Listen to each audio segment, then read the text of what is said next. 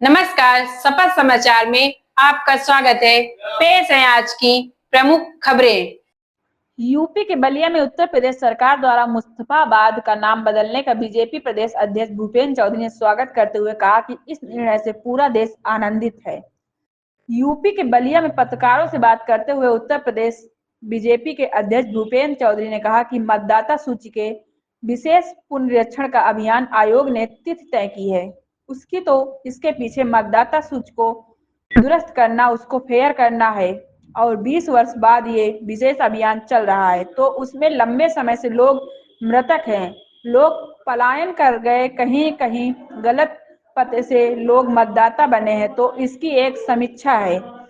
समीक्षा के माध्यम से फेयर मतदाता सूची सबके सामने आएगी और यही उस सबकी अपेक्षा है। जहां तक विपक्ष का विषय है, विपक्ष के लोग एक समाज विशेष को गुमराह करके सस्ती लोकप्रियता हासिल करके उनमें भय का वातावरण पैदा करके वोट प्राप्त करने का एक एजेंडा है। उसके आधार पर वो लोग आगे बढ़ रहे हैं। वहीं तेजस्वी यादव द्वारा बीहट चुनाव में एक परिवार को एक नौकरी दिए जाने के सवाल पर भूपेंद्र चौधरी ने कहा कि महागठबंधन चुनाव में कहे नहीं, उन्होंने अपनी पराजय सुनिश्चित मान ली है और वो पराजय सुनिश्चित मानकर ये एजेंडा चला रहे हैं कि कितना वोट लोगों को गुमराह करके बढ़ाया जा सकता है। तो आज वो जिस प्रकार की लड़ाई लड़ रहे हैं वो हारी हुई लड़ाई लड़ रहे हैं। जो घोषणाएं उन्होंने की है वो भविष्य में भी पूरा नहीं कर पाएंगे। हर परिवार को एक नौकरी देना संभव नहीं है। कल्याण सिंह नगर नाम से नए जिला बनाए जाने के सवाल पर कहा कि मुझे इसकी जानकारी नहीं है। वहीं मुस्तफाबाद का नाम बदलने पर कहा कि हमारी सरकार हमेशा अपनी परंपरा, विरासत, आस्था को लेकर आगे बढ़ती है। हमारी जो विरासत है, हम विरासत के आधार पर माननीय मुख्यमंत्री जी ने निर्णय लिया है, पूरा देश आनंदित है। अब सब उसका स्वागत करते हैं। सपा समाचार ब्यूरो।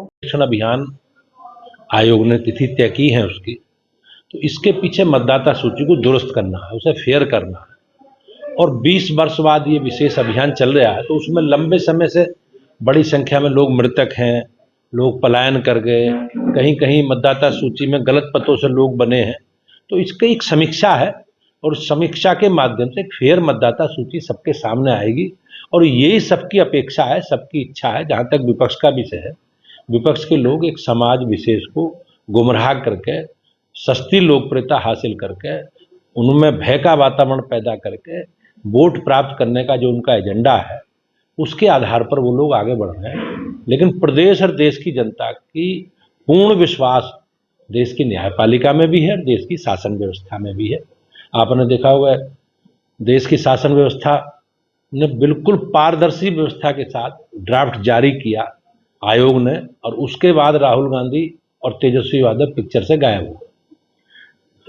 तेजस्वी यादव ने अपने मैनिफेस्टो में कहा है कि वो एक परिवार में एक सदस्य को सरकारी नौकरी देंगे, 2 सिलेंडर बिजली फ्री देंगे, महिलाओं को 2500 रुपये महीना देंगे। कैसे देखते हैं उनके इस मैनिफेस्टो को? आप सब जानते हैं कि महागठबंधन बिहार में चुनाव में कहीं नहीं, उन्होंने अपनी पराजय सुनिश्चित मान ली है और वो इसी आधार पर पराजय सुनिश्चित मानकर ये एजेंडा चला रहे हैं कि कितना वोट लोगों को गुमराह करके बढ़ाया जा सकता है।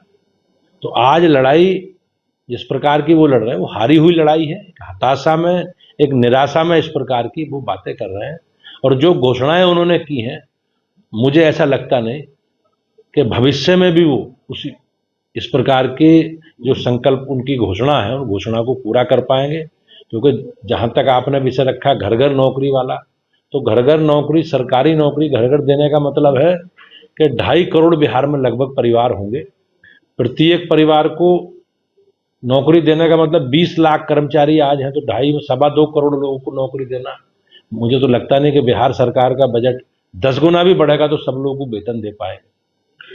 आप उत्तर प्रदेश बीजेपी के अध्यक्ष हैं, सरकार ने निर्णय लिया अलग जिला बनाने का, अलीगढ़ और मुजफ्फरनगर काट करके एक अलग। मुझे अभी इस प्रकार की जानकारी नहीं है सरकार का निर्णय क्या है, लेकिन सरकार के निर्णय अगर सोचा है तो निर्णय का स्वागत होना चाहिए, लेकिन हमारी जानकारी में अभी इस तरह का कोई प्रस्ताव है, क्या है, शासन स्तर पर होगा, शासन के लोग बेहतर बता सकते हैं। मुस्तफाबाद का नाम बदलने की बात हो रही है। हमारी सरकार हमेशा अपनी परंपरा, विरासत, आस्था को लेकर आगे बढ़ती है।